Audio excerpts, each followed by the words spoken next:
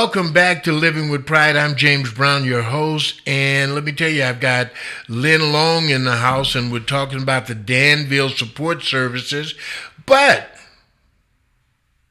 my calendar is a mess.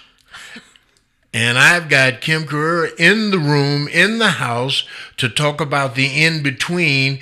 And we're just going to bring all of this together because all of these resources are important to all of you to know what's out there. And you couldn't have two of the finest services in this community. Kim is everywhere, and she's going to come back again and again and again.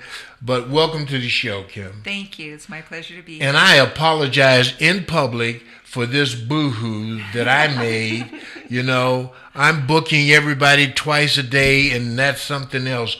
But tell us a little bit about your organization and what you do, because it's a very critical system. Sure. So the In-Between is Utah's Hospice for the Homeless. So we're basically a housing solution for people at the end of their life who have no other place to live.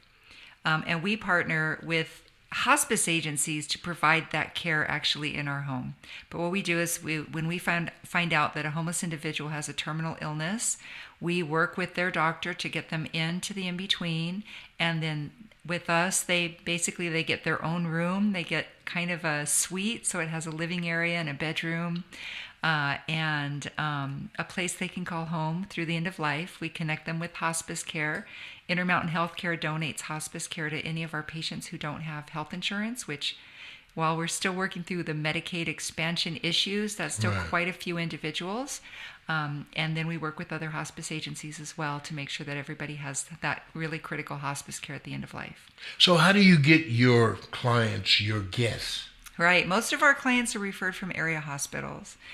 Some come from the shelter system or other clinics, but the bulk of them end up in the hospital on an ER visit, and that's where their diagnosis is either made or it's confirmed, and they're far along enough in the diagnosis to where they really need to be housed through that end-of-life process. And clients typically stay with us for 3 to 4 months, although in some cases it's really quick. We always say no doctor has a crystal ball, so when they give somebody that prognosis, make every day count, because it could be tomorrow, it could be a year from now. And so we've had anywhere from a couple days all the way through now approaching 2 years for one of our clients. Well, that's a good thing. I mean, it's a sad thing, but it's a good thing. You keep this wonderful smile on your face all the time. I try. And I have to ask, what makes Kim so vibrant, so up, so happy when you're dealing with such a courageous circumstances? Right. I guess it's just my outlook on how I handle things. This is the most serious, it's the scariest thing that any of us will ever face in our lives, is the end of life. But we try to approach everything with a positive attitude and make the most, like I said, of every day, of the experiences that we have with people. It's the starfish story. We can't help everybody that's out there, but for the individuals who do make it through our door, we try to make their experiences as great as possible, and that just takes a really good attitude. And I'm committed to this. This is my passion in life, and my staff and all of our volunteers as well, share in that passion. Typically we find it's because they've had either somebody in their immediate family or extended family or a friendship circle that has dealt with homelessness through, whether it's mental illness, whether it's substance use, all of the things that lead up to homelessness.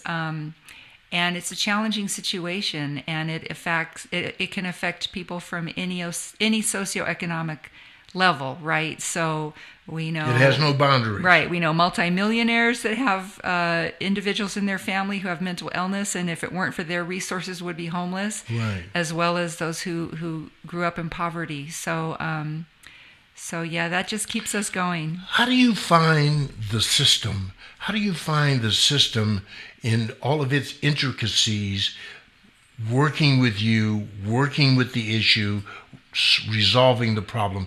Is it an entangled bed of webs that you have to climb through as you try to find an in-between for those folks that you serve? It is. I mean, the system is set up to make a program like ours fail at every corner. In fact, we worked really, really hard to just get our system off the ground, starting with zoning regulations. In Salt Lake City, you can't have more than 3 unrelated people living under one roof. So one of our original concepts was to rent a big house and have a live-in house manager and then have maybe 6 beds. So, if you had a 7-bedroom house, you could accomplish all this. And then we were shut down with this 3 unrelated rule. Even under the circumstances of what you were doing, yes, they didn't amend the zoning to allow this kind of thing to happen. Right.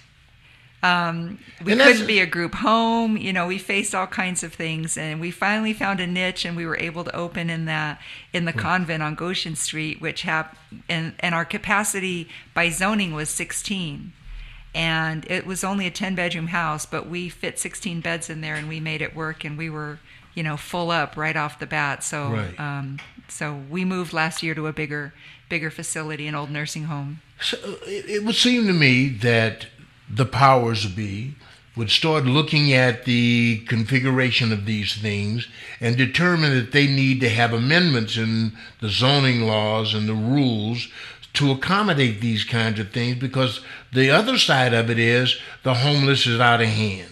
Correct. I mean, it's a crisis. Right. Not only in this community, but across the country.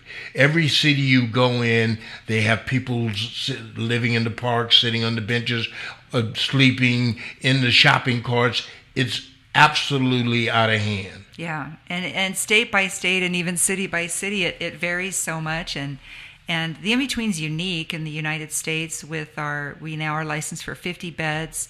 We can provide assisted living level of care, which means we can take in people who need help with activities of daily living. So at Danville, that's a lot of what Danville does. And their support staff is they go into homes and help people in their homes do their activities of daily living. So dressing, bathing, eating, toileting, cleaning house, maybe doing some errands, things like that. Right. We're able to do that for our clients now. And but other communities have different rules. So, for example, in California, I think they can have 6 beds maximum. Right. They can't help with activities of daily living.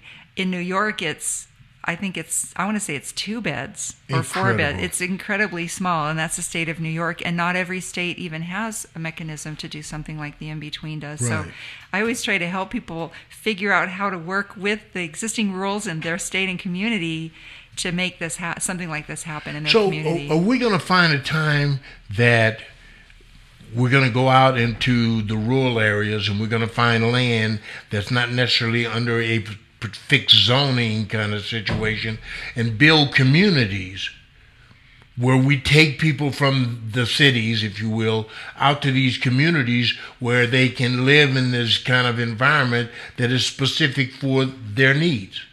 Well, that's a great idea, but there's a big drawback to that, and that's that people need access to services.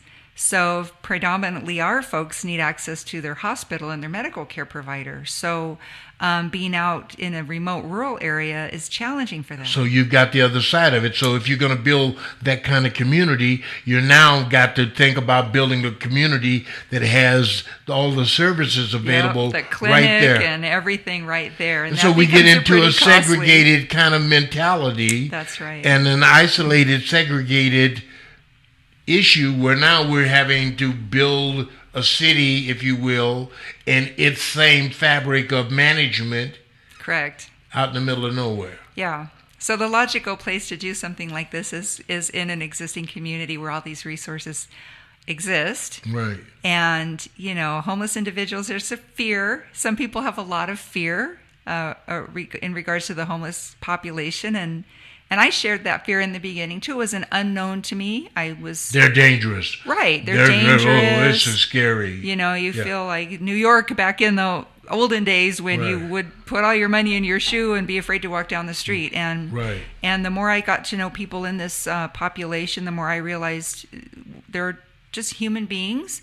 And when any of us is put on the street and faced with a situation where we have to defend ourselves, You become coarse. we have to. You Yeah. have to be tough when you walk down the street Right. so that people don't accost you. And when you feel safe and in your own home, you're not a big tough guy. You're you. Yeah.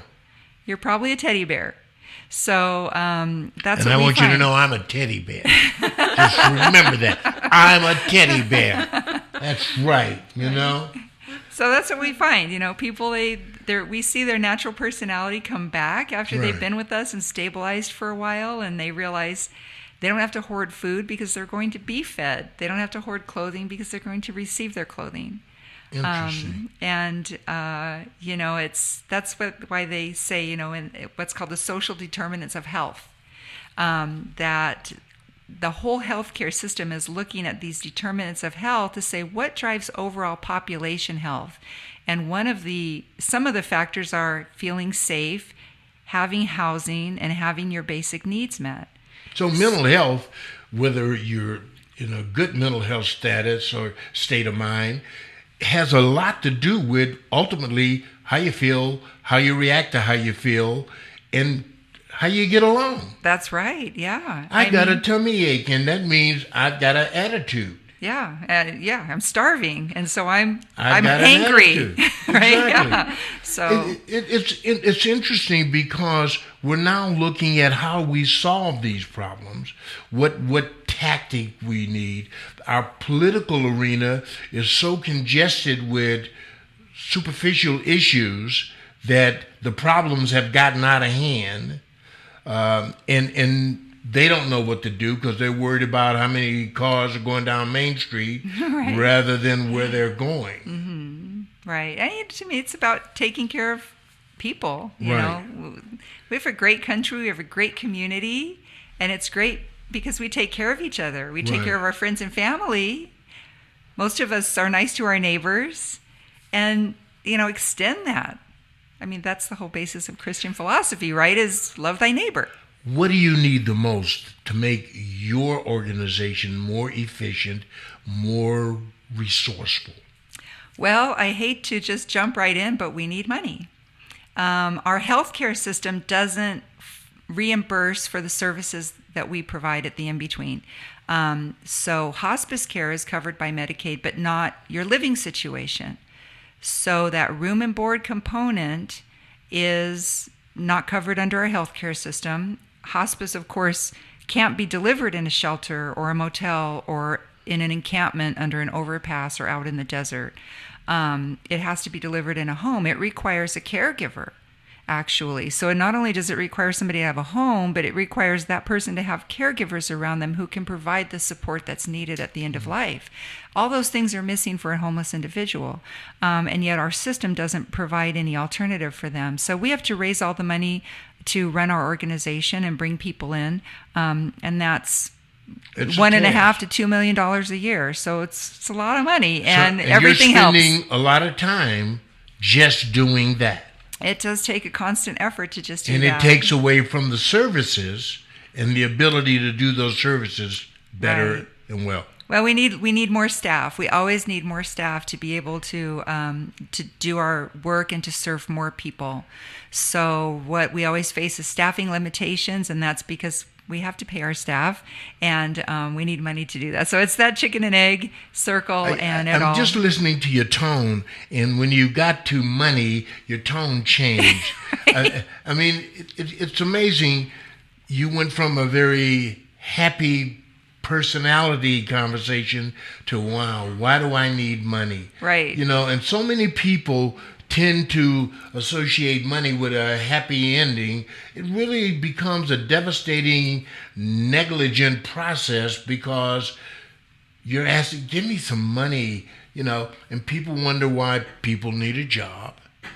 And the other Right. thing, ladies and gentlemen, you could start hiring some of these aging people to work, and they could be working with organizations like this, and then sort of we are taking care of each other kind of a mentality, and that's the way we need to go. For so long we've forgotten the royalty Remember that word, the royalty of taking care of our grandmothers and our grandfathers and our sisters and brothers. It's a really a regal thing to do. Is there ever a case where you interface with organizations like Danville? Oh, yeah, absolutely. Oftentimes, Danville, organizations like Danville will identify people who need our services. So we serve the homeless, but we also serve folks who might have been living at home, but now they're to the point where they can't live alone anymore and they don't have a support network and they need to go somewhere, but they can't afford a facility. Assisted livings and skilled nursing facilities are, $5,000 to $8,000 a month. And if they can't afford that, where do they go? And so we'll get a call from an organization like Danville, say, hey, we have this individual, and we take a look at that, and then we try to bring them into the in-between for their final, weeks, days, months, whatever it might be. Everything is connected. It is, yeah. And everything is connected. I know my friend Tara Rollins over at the Utah Housing Coalition, and we're trying to partner up and do some things together. As a matter of fact, I'm hopefully going to be introducing a product line that I own out as a fundraising tool for organizations like yours across the country. We want to find a way, and I think that's uniquely what's different about our broadcast podcast. We're building a platform to not only embrace all the services that are out there, but really become a voice to talk about how we get there and be that voice all the time. Mm-hmm. Not, there's a homeless man got run over by a car. Let's talk about homelessness. Talk about it every day, talk about it in every way possible, and unite all of this process so people will see how big it is. It's big. It's huge. And it's not just homelessness, it's the end of life. As a culture, we don't talk about it. Right. And when we don't talk about it, things happen, and if they happen suddenly, we're left feeling very devastated because we didn't talk about it and we didn't understand how it works. So many people think hospice is a building. Oh, I'm going to put mom or grandma in hospice, and that means she goes to a building. Right. And that's not the case. It happens in the home. And then what about how do I want to die? Do I want to have, what level of assistance do I want at the end of life? Do I want a tube put in my chest that breathes for me? Mm-hmm.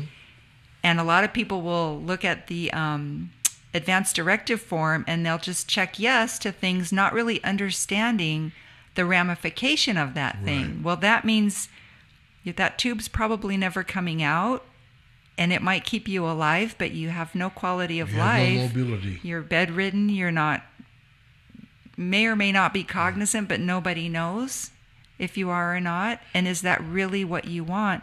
So learning about the end of life is really, really important, even though it's scary. And you need to learn about the end of life before the end of life. Before it hits you in the face. Yeah, either with a relative or yourself, right? And because I'm telling you, when you're in that casket, you don't get to say nothing.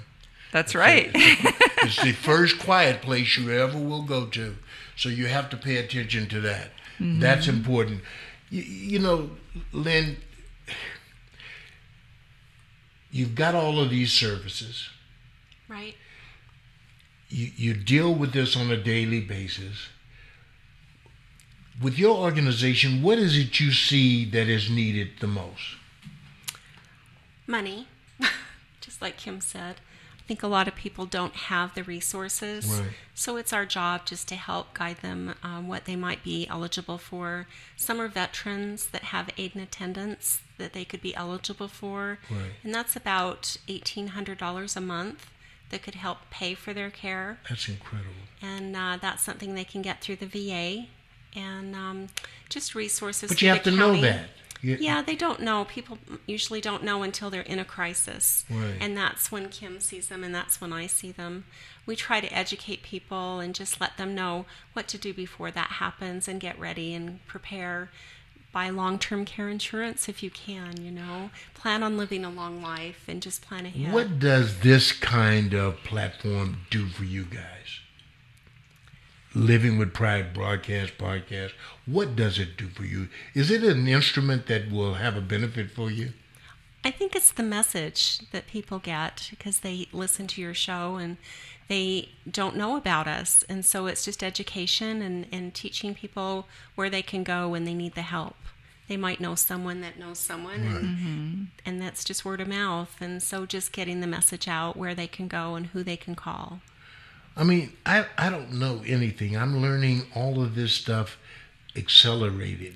I mean, I'm going, whoa, My thought was there needs to be a voice because I found myself being a senior in a situation that I thought I knew everything. Hey, and as I discovered all of these nooks and crannies of things that I was not aware of that affected me, I thought, what about the rest of the people? People who don't have access to people. Where do they get food? Where do they get knowledge? Where do they get access? And like you said earlier, Kim, I mean, people are afraid to talk to these people. Right. Because the coat is dirty, the beard is unshaven, the hair is all over the place. Mm-hmm. I don't want to be around that place. I don't want that in my neighborhood. Right. And yet you can become part of that neighborhood if you're not careful and you don't know what's going on. That's right. It can happen to anybody. Most Americans are 1 or 2 paychecks away from being evicted, right? And so the issue of homelessness can happen to anybody, and it's tough. And if it does just happen for financial reasons and you've never been homeless in your life, it's a really hard thing. Shock.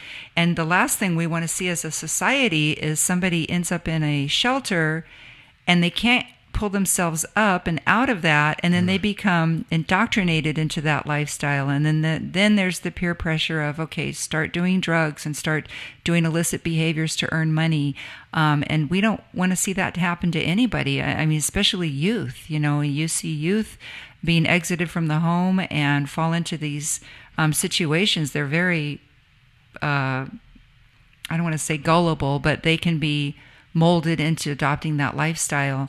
And on the other side of the coin, like I always call it, falling off the ledge. So we had a client who came to us, passed away with us.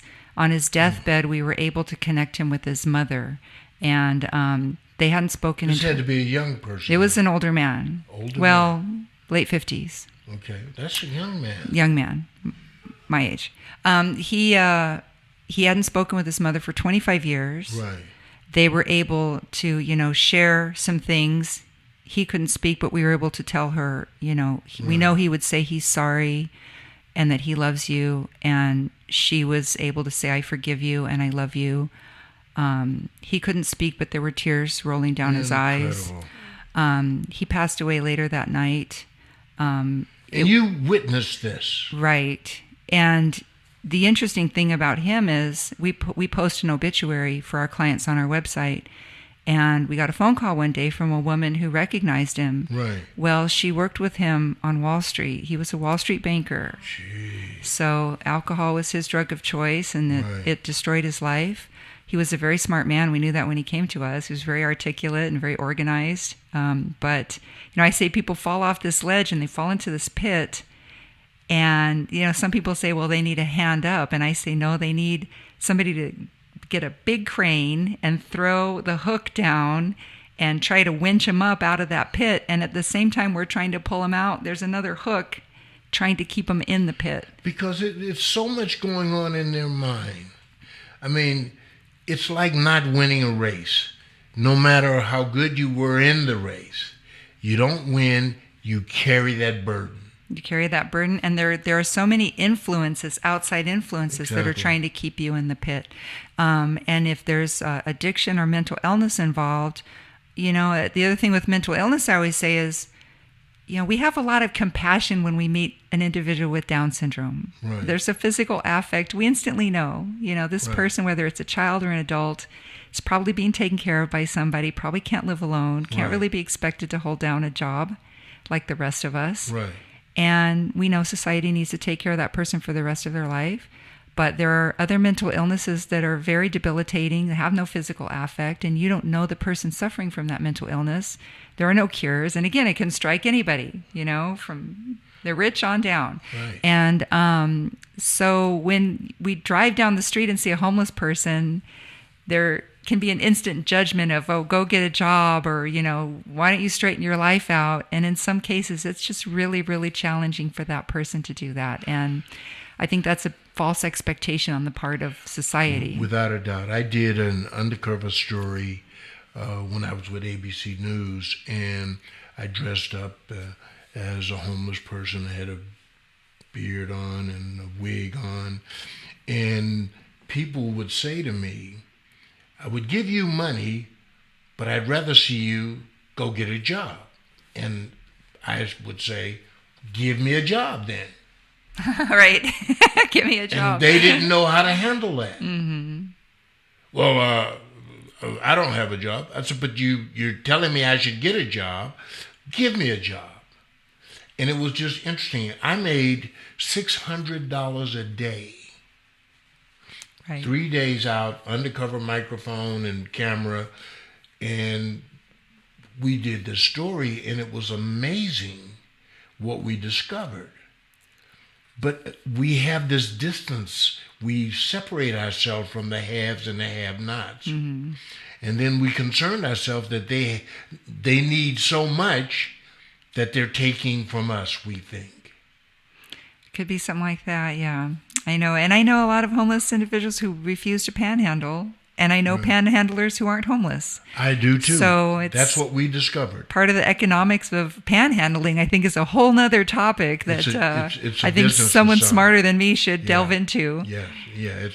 I was talking to Pamela Atkinson because she's been such a crusader for the homeless, and I just said, it's just crazy stuff that's going on. But our system has turned people into these other things. Right. And so it's yes, we have to bear responsibility for our circumstances, but our circumstances sometimes causes us to react. You put two lions in the cage together and one piece of meat, they're going to fight over that piece of meat. Someone will win. Yeah. Without a doubt. And people do what they become good at. So if you've grown up and maybe had your first couple jobs and didn't work out, and you didn't get along with your boss, or you have this sense of lack of self-worth, and now you feel like a failure at the marketplace, and all of a sudden some other thing like panhandling comes forward and somebody shows you how to succeed at that. Right. You're going to keep doing that until someone shows you how to succeed at someone else, at some other option. So that's the other part of it, is that part of our work effort is to teach and exchange information to enhance those who are struggling, but give them a foothold, not just a handout. Right. Give them a foothold where they can grasp the ground firmly and move. Everybody, I don't know too many people that don't want to do better for themselves. I think, everybody has that innate desire to do something and do it with pride and feel good about it. So, Lynn, you got this vacuum of services, that you deal with, that you use. What kind of people do you hire to handle these services? We have a wonderful variety. We have 19-year-olds heading off to nursing school. We've got parents that have just sent their kids off to college. We have grandmas who are just wanting to... I love grandmas. I do too. And they just want to help. There really isn't an age cutoff there. We hire, and if someone wants to help, we'll hire them. And we give back a lot. We're involved a lot with the In-Between. We've donated to some of their fundraisers, and we are part of the Coalition for Caregiver Support, which is another nonprofit. And we've donated services to help families that are in need. If it's just to get away for a 3-hour respite care, which is just a break from caring for someone, Danville's been very generous in giving back into the community. Well, I tell you what, just sitting here with the two of you, the power that you radiate is overwhelming. It is, I'm a novice. I'm looking at this one, and I'm Mr. Media guy, but it is amazing the face that you have for doing this. You smile, your eyes are lit up. I mean, it's a great thing. And you out there sitting on your fannies and doing nothing, take a picture of this, put it on your mantle, and do something about it. You know what I'm saying? Instead of buying bubble gum, send some money over, help out. That's what this is all about. We want to give you information that you can use. What I'm telling you is that we have people out there in organizations who are doing the right kinds of things to make our system, our society, and most important, our people have a better chance. Life isn't over until it's over. So let's help people live life now and not worry about it's over. Because I'm telling you, when it's over, you don't get to say nothing. That's right. I know for a fact. I've been there and back. I'm joking. So, James, earlier you asked what we hope to get out of being on your show here. And yeah. I think for the in-between, there are a couple things. One, we always need volunteers because volunteers are the lifeblood of our organization. Volunteers work a 2-hour shift every week, and they do everything that you normally do at home. So it might be vacuuming or dusting. It might be helping clear the table, that kind of thing, talking with our residents. We're also on a big push right now with the year end coming up to get 300 new sustainers. So, sustainers are people who donate a little bit of money every month. And we have that set up on our website at tibhospice.org. And $5 a month is great. We love that. Just a foot in the door. If we can get 300 new sustainers. Or $1 a day for 5 days. Yeah, $1 a day for 5. Whatever works, but that would be great. And then we have a wish list, so we're always looking for donated items. Right. And we use everything that you use at home. Toilet paper, paper towels, Kleenex are big items, toiletries. So when somebody comes to our home, oftentimes they're just coming in a hospital gown. Right. So they don't have any clothing. So new socks and underwear are always great for men and women. And we give them all of their toiletries, razors, shaving cream, toothbrush, toothpaste, all that kind of stuff. And we give them a week's worth of clothing. And so that way, they have the comforts that they need to live with. Hearts are good. Well, for Danville being on a podcast, it's my first. I haven't done a podcast before, but I think it's getting the message out that we're here to help those who need it. You don't have to be a senior. You can just need some extra help, and we're here in the Valley in Salt Lake, and just give us a call. What's that number? 801-363-1521. And what's that website? DanvilleSupportServices.com.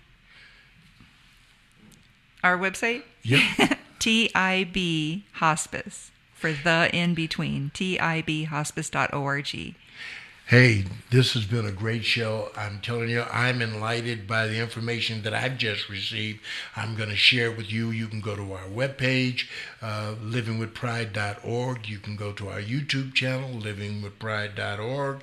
You can go anywhere you want to go, but go to livingwithpride.org, and you'll find out everything you need to know about what we're doing. And these are the prizes, and the presence of a great community is having great services and great opportunities like this. And these ladies are really an example of what you can expect to happen throughout this great city and state, and hopefully the country. So stay tuned to Living with Pride as we come to you with our pride for all the services that organizations like the In-Between and Danville Support Services offer you. So there's no reason to sit out there and do nothing. Do something, be something, help someone. That's what I call living with pride. Bye-bye.